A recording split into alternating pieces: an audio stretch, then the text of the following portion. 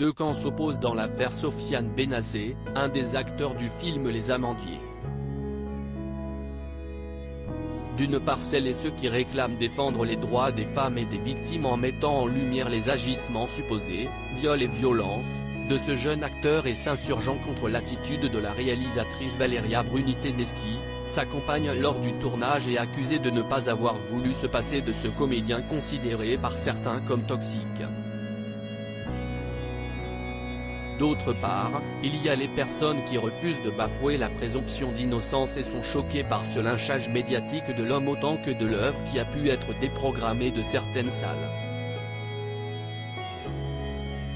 Dans Le Point, une centaine d'artistes parmi lesquels des noms très connus, s'est mobilisés, à l'initiative de la philosophe Sabine Procori, contre cette situation et ont signé une tribune contre la présomption de culpabilité.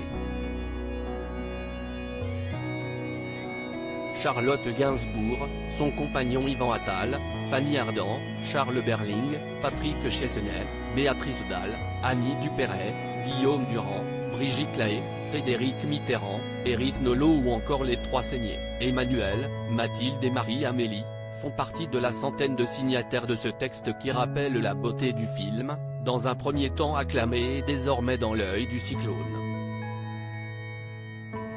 L'acteur qui a été rayé de la liste des révélations des Césars, est considéré coupable avant son procès, tandis que la sœur de Carla Bruni Sarkozy est accusée d'être complice.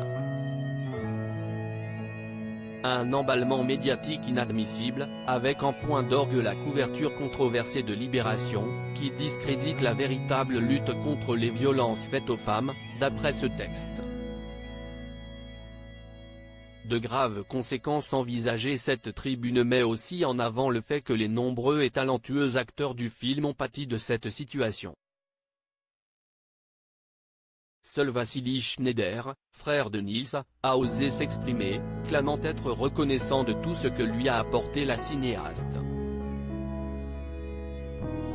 La défense des femmes est une affaire trop sérieuse pour être laissée aux mains d'une doxa activiste, relayée par une sphère médiatique obnubilée par les effets de buzz.